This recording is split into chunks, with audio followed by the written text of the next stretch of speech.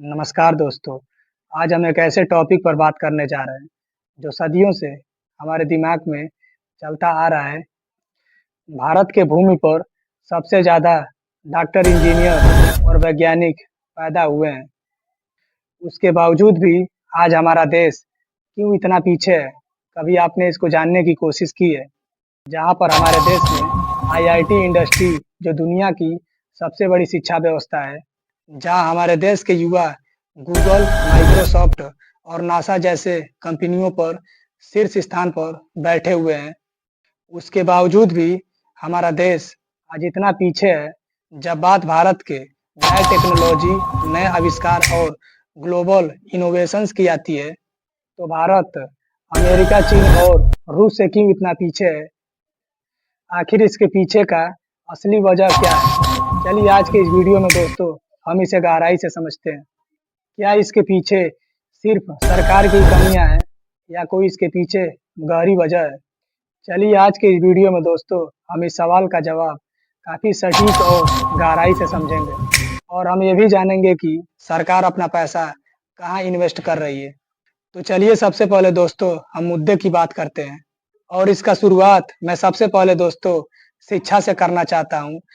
यह सच है कि भारत में पढ़ने वाले लोगों की जनसंख्या बहुत ज़्यादा है, लेकिन क्या हम सिर्फ संख्या पर ही ध्यान दे रहे हैं या हम अपने देश के नए टेक्नोलॉजी और आविष्कार के बारे में भी ध्यान दे रहे हैं?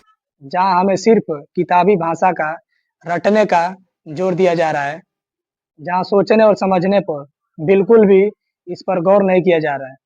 हमारी शिक्षा प्रणाली हमें जवाब पूछना नहीं सिखाती, बल्कि हमें जवाबों को याद दिलाना सिखाती है। यही कारण है दोस्तों कि हमारे कॉलेज में लाखों ग्रेजुएट स्टूडेंट्स पैदा होते हैं, लेकिन उन स्टूडेंट्स में 70 से 80% स्टूडेंट्स को सरकारी नौकरी के पात्र नहीं हो पाते हैं। हमारे यहाँ के इंजीनियर को कोडिंग आती है, लेकिन वह नया सॉफ्टवेयर नहीं बना सकते हैं। हमारे यहाँ के साइंटिस्ट को सिर्फ थ्योरी आती है, लेकिन वह नया आविष्कार नहीं कर सकते हैं। हमें सिर्फ दोस्तों यहाँ स्किल वर्कर बने रहना है, इनोवेटर नहीं। लेकिन इन सब बातों को जानकर सवाल ये उठता है कि दोस्तों मेरा जवाब सिर्फ सरकार से ये है कि वह स्टूडेंट्स पर पैसा खर्च करने के बजाय वह अपने पैसे को कहाँ इन्वेस्ट कर रही है। आखिर इसके पीछे का असली वजह क्या है, जो आज भी हम जानने पर मजबूर हैं। अगर हम भारत सरकार की शिक्षा पर पैसे की खर्च करने की बात करें, तो बीजेपी सरकार ने भारत के रिसर्च और डेवलपमेंट पर कुल उसकी टोटल जीडीपी 0.6 से लेकर 0.7% है। और वहीं भारत के एजुकेशन पर खर्च की तुलना हम दूसरे कंट्री से देखें तो काफ़ी अंतर देखने को मिलता है। वहीं चाइना अपने एजुकेशन सिस्टम पर, वहीं अमेरिका अपने एजुकेशन सिस्टम पर 3.4% पैसा खर्च करता है। वहीं चीन 2.4% अपनी एजुकेशन सिस्टम पर खर्च करता है। वहीं रूस 1% से ज़्यादा पैसा एजुकेशन सिस्टम पर खर्च करता है। यही भारत और अन्य देशों का एजुकेशन सिस्टम पर डिफरेंट है दोस्तों, जहां आज हमें उसका परिणाम भी भोगने को मिला। हालांकि जापान की सबसे एक बड़ी ताकत है, वहां जनसंख्या बहुत ही कम है और जनसंख्या कम होने की वजह से देखो पैसा अगर नहीं आएगा ना, मेंटेलिटी में डिफरेंस आने लग जाएगा। हम लोग एक चीज जो बोलते हैं ना कि एजुकेशन बहुत जरूरी है, ये जरूरी है, ये जरूरी है, आपको सबसे ज्यादा छुपाया ये जाता है कि फाइनेंस जरूरी है, क्योंकि उन्हें पता था कि शिक्षा अगर देंगे तो 25 साल लगेगा इसको। फाइनेंस जरूरी है, फाइनेंस से आप कहीं पे भी कोई साम्राज्य खड़ा कर सकते हैं। उसे सस्टेन करने के लिए शिक्षा की जरूरत होती है। जापान ने कहा कि ये सब नौटंकी हमारे यहाँ नहीं चलेगा, ये जरूरी है, वो जरूरी है, और ग्रेजुएशन का सर्टिफिकेट पे तुम कुछ नहीं कर पाओगे। जापान ने इन सारी चीजों को समझा यहाँ पर। दुनिया का सबसे खुशहाल देश देखो, दुनिया के 5 सबसे खुशहाल देश जहां गरीबी का नामो निशान नहीं है, एक भी गरीबी नहीं है। तुम अगर 1 महीने बेरोजगार हो जाते हो तो तुम्हें 2.5 लाख रुपया महीना सरकार देती है, क्योंकि वहां सैलरी 5 लाख देते हैं सब। शिक्षा का उद्देश्य संस्कार विकसित करना है। माँ बाप संस्कार सिखा के भेजे हैं।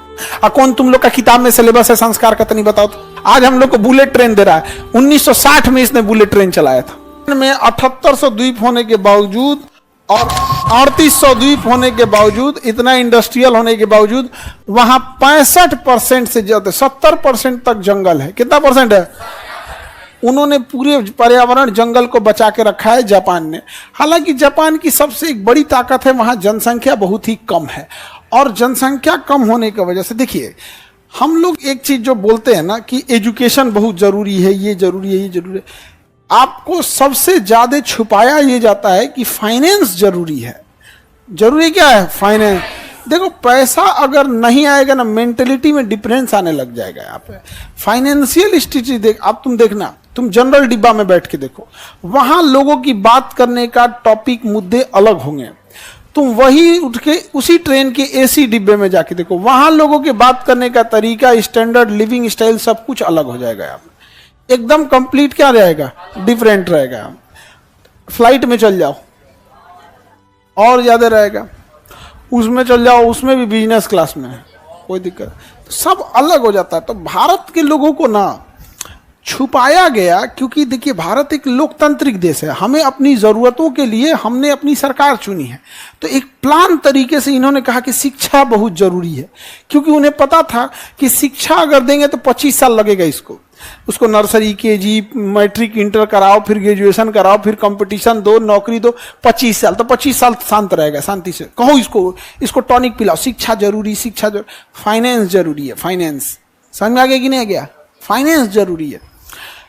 फाइनेंस से आप कहीं पे भी कोई साम्राज्य खड़ा कर सकते हैं, उसे सस्टेन करने के लिए शिक्षा की जरूरत होती है।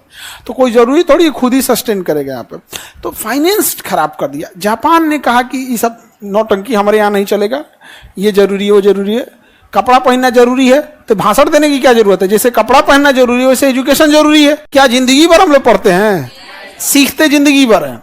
पढ़ाई का एक उम्र होता है 20-22 साल तक में आप अपनी पूरी मेन जो स्ट्रीम, एकेडमिक, स्कूल, कॉलेज। वहीं सरकार अपना सबसे ज्यादा बजट सामाजिक कल्याण, सोशल वेलफेयर, सब्सिडी और रक्षा, डिफेंस जैसे क्षेत्रों में करती है। यह उतना भी जरूरी नहीं है दोस्तों कि जितना कि नए टेक्नोलॉजी और नए आविष्कार पर खर्च किया जाए। यह देश के आने वाले समय के लिए बहुत ही बड़ा लाभ होगा। इसके अलावा भारतीय प्राइवेट सेक्टर आरएसडी में भी काफी कम पैसा खर्च करती है। हमारे देश में ज्यादातर कंपनियां काफी और जुगाड़ पर ज्यादा ध्यान देती है, क्योंकि उसमें तुरंत मुनाफा होता है। लेकिन इससे आने वाले समय में देश का भविष्य नहीं चलेगा। आपको खुद का सॉफ्टवेयर डेवलप करना होगा। वहीं अमेरिका और चीन की प्राइवेट कंपनियां आरएसडी पर अरबों डॉलर खर्च करती हैं, क्योंकि उनको पता है कि यह देश का भविष्य है। तीसरा सबसे बड़ा इम्पोर्टेंट रीजन है दोस्तों कि ब्रेन ड्रेन। जब हमारे देश के सबसे अच्छे और प्रतिभाशाली छात्र अमेरिका, कनाडा और यूरोप पढ़ने जाते हैं, तो वह वापस क्यों नहीं लौट के आते हैं? कभी आपने जानने की कोशिश की है इसके पीछे की असली वजह? क्योंकि यहाँ की सरकार उनके ऊपर उतना ज़्यादा पैसा इन्वेस्ट नहीं करती है, जितना ज़्यादा फॉरेन कंट्री उनके ऊपर पैसा इन्वेस्ट करते हैं और उनको सैलरी के रूप में दिया जाता है। इसका सीधा-सा जवाब है दोस्तों, क्योंकि उनको वहाँ पर बेहतर वेतन मिलता है और वहाँ पर रिसर्च करने की काफ़ी अच्छी सुविधाएँ दी जाती हैं। और सबसे ज़रूरी बात यह है कि उनको वहाँ पर इनोवेशन और इकोसिस्टम मिलता है, जहाँ उनको काफ़ी अच्छी मदद मिलती है। वहीं सिलिकॉन वैली जैसी जगहें सिर्फ कंपनी से नहीं बनी है, जहाँ पर university, venture capital, research lab और मोटर के एक पूरे नेटवर्क से बनी है। जहाँ आज भी भारत में इकोसिस्टम फॉरेन कंट्री की तुलना में अभी भी बेहतर नहीं बना है। भारत में आज भी स्टार्टिंग करने से पहले नौकरशाही और लाल फीताशाही जैसे मुश्किलें आती हैं। लेकिन इन सब बातों को जानकर सवाल ये उठता है कि दोस्तों, क्या हम आज भी इसी तरह दूसरे देशों की तुलना में पीछे रहेंगे? बिल्कुल भी नहीं दोस्तों, क्योंकि भारत के पास असीम क्षमता है, लेकिन हमें अपनी रणनीति पूरी तरह से बदलनी होगी। सबसे पहले हमें अपने एजुकेशन सिस्टम में परिवर्तन करना होगा। शिक्षा को रटने के बजाय हमारा फोकस सवाल पूछने और सोचने पर होना चाहिए। जहाँ सरकार और प्राइवेट सेक्टर दोनों को मिलकर आरएसडी पर निवेश का खर्चा बढ़ाना चाहिए। हमें अपने इकोसिस्टम में एक ऐसा माहौल बनाना होगा जहाँ नए विचारों को डरने की बजाय उसका मुकाबला करना और प्रोत्साहन करना चाहिए। भारत में हर साल 30 लाख से ज़्यादा स्टूडेंट्स स्नातक होते हैं। अगर हमें उनमें से सिर्फ 1% स्टूडेंट्स को अगर सही दिशा दे तो हम दुनिया में टेक्नोलॉजी और नए आविष्कार में एक नई क्रांति ला सकते हैं। यह कोई काम पैसे का मुद्दा नहीं है, बल्कि यह एक गलत प्राथमिकताएँ का मुद्दा है, जो हमें इसे हर हाल में अपने देश के युवा को सुधारना होगा। मुझे उम्मीद है कि दोस्तों मेरा वीडियो आपको ज़रूर पसंद आया होगा और हमें नीचे कमेंट सेक्शन में इस टॉपिक को लेकर अपनी राय ज़रूर दीजिएगा और वीडियो को लाइक, शेयर और सब्सक्राइब करना ना भूलिए, ताकि ऐसे इन्फॉर्मेटिव्स वीडियो के लिए मिलते हैं नेक्स्ट वीडियो में।